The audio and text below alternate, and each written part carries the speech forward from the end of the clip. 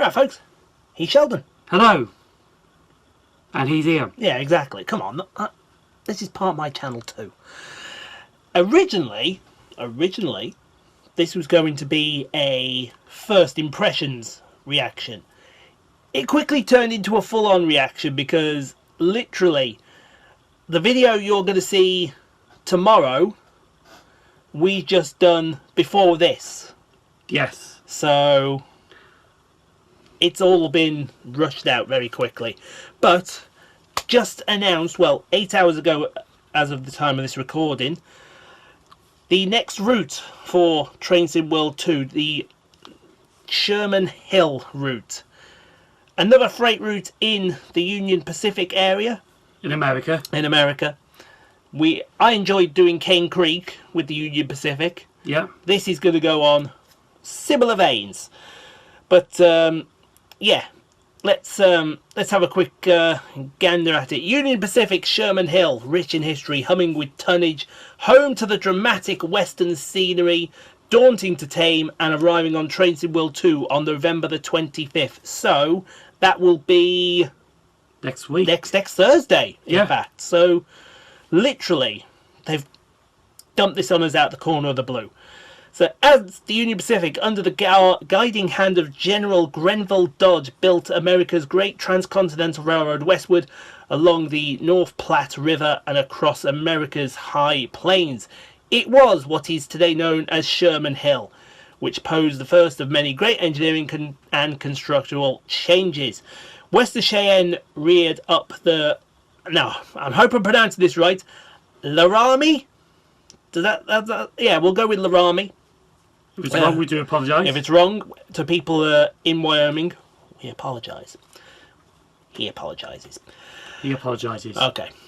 And America's transcontinental divide, and as Union Pacific construction crews worked towards Laramie in 1867 to 1878, the rail line necessarily grew ever more rugged and required unforgiving grades. West of the Granite Canyon, the railroad climbed to its original summit, named Sherman in honour of Civil War General William T. Sherman, at the elevation of 8,247 feet with a maximum grade of 1.2%. So that's going to be challenging straight away. Further west, an enormous 650 foot long, 127 foot high wooden trestle was required across Dale Creek.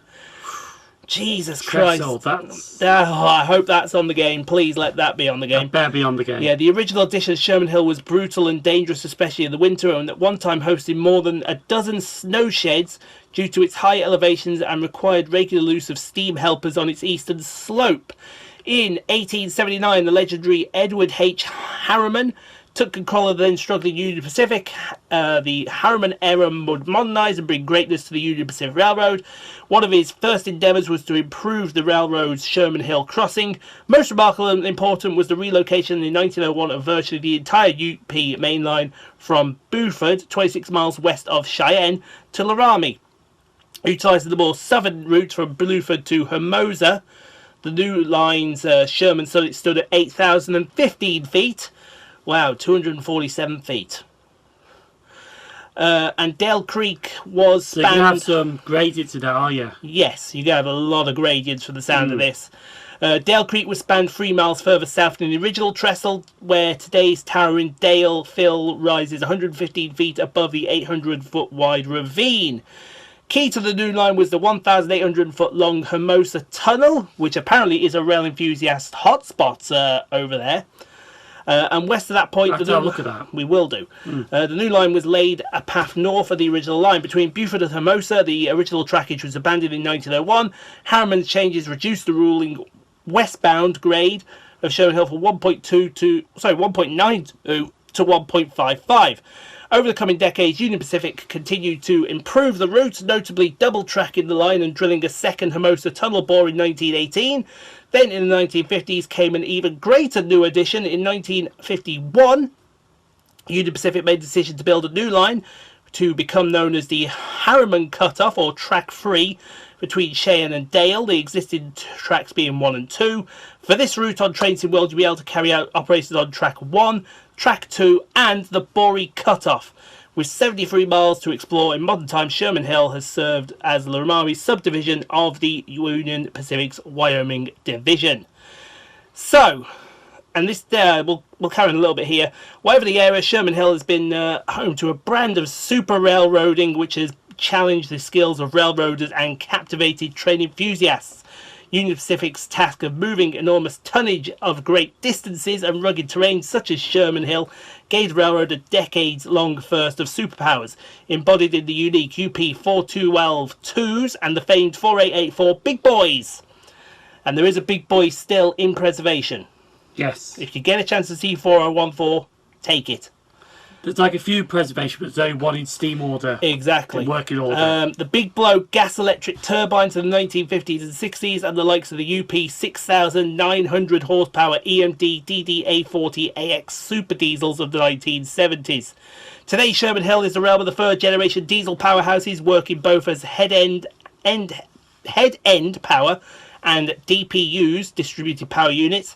Upcoming Trains in World 2 route extends 57 miles from Cheyenne to Laramie and will feature the meticulous recreated EMD 6-axle 4,300 power SD70 ACEs, accompanied by the veteran second-gen EMD SD40-2, which I believe was already in Cane Creek. Yeah, I think it is. I believe it is as well. A Type UP is rebuilt and updated, and joining diesel power will be a contemporary freight equipment. So, like we said, it's going to be a freight route for all those in America, and we're going to have a look at that was long, I apologise, but we are going to have a look. People want to see the pictures. Yeah, we want to see the pictures. So here we go, folks. We're seeing these for the first time, as are you. Well, you've probably already seen them already, but here is our first shot of Cane Creek. 4 locos? That is 5 locos. Oh, 5. That is 5. I think there's 5 here. Let me just see. There's 1, 2, 3. Oh, no, you were right. 4. 4 locos. Yes, there is 4 locos there. And look what we got behind it. What is traditional for the North American railroads. Double stacked freight containers. And it looks like as well, it's a mile-long freight train. It's one of those mile-long freight trains, indeed. That 2 miles. Yes, that must be that track 3 Buey cutoff that. Oh yeah, it must be. Yeah. They talked about. So, and you can see look at the elevation. You can see the elevation straight away. Yeah. Just from that shot, that is wow. That's a lot of elevation. And of course, we're familiar with the UP livery. That's why you probably need 4 locos. That's probably why you need 4 locos. Next up, oh my god. The problem with this route with Wyoming is there was a lot of stuff they had to do off Google Earth. Because it literally, this route, as far as the eye can see, is flat.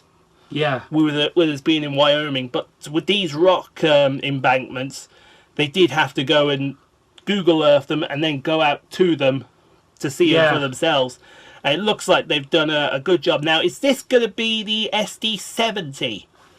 Not sure. I'm not sure because it must be, because I think the 40, so look at the next screenshot. I think that's the SD40. That so the previous like the one, SD40. So the previous one is the SD70 that we're going to get to grips with. What are we looking at here? Oil terminal. Yeah, it looks like an oil terminal. That's. I'm trying to think. They did mention the oil terminal somewhere. I don't know. I don't know what the name was. Yeah, not me. But that looks like a good shot. Let's have a look at the next one. That's the SD70 again. Yes. Coal. So we've got oil. Actually, are they grain? A grain. I do apologise. Yes. They are grain hoppers. Yeah. So we've got grain freight, we've got intermodal freight, and we've got oil freight. A lot of freight. We got a lot of freight on this route. Do they actually call it freight? They call it cargo. Cargo, yeah. Yeah, they probably call it cargo. So, and again, you can see the flat as the eye can see, apart from the bridge, obviously. That is traditional with Wyoming. Let's have a look here. Oh, that's a good shot. Oh yes. It looks like it's just leaving a terminal. You got the trestles there for the signals. That's nice. Yeah. That's the SD70 again, and with another intermodal as well. The other thing that I think lets that shot down, you don't actually see the reflection in the in the water. That would have been. You can see the reflection of the water in the. Yes, you can see the turbo grapple. A lot of people were noticing. Have they used a different sky model for this route? It does look. The sky does look a little different. I'm not going to say it looks. See how it goes. Exactly. What we got next, the SD70 again. Next to some vehicles. Next to some vehicles. So this may be a freighter loop. It may be a freight interchange. Yeah. Could this even be Sherman Hill itself? It's Sherman Hill. It's possible. It would make sense with the worker trucks up here. The passing loop. It certainly looks like it possibly like a crew change or something like that. Like a crew change, exactly. Let's have a look what we've got next. The SD70s again. That's nice. It is. It's like you're looking from the fence itself. From the fence, exactly. This would be like what a line side spot. A line side rail enthusiast would go for in America. Yeah. Well, in America, they actually go closer to the They tracks. do, yes. In Britain, we like this. But in Britain, we're like this. In America, they'd probably be right up on the track, wouldn't they? They'd be able to tell you the name of the person that built every bolt on that loco. And 9 times out of 10, it'd be a fat bloke named Bob. Sorry, America. What we got next? The SD70s again on that loop. Good. They do. I gotta say, the SD70 actually looks a lot better than the AC44 CW.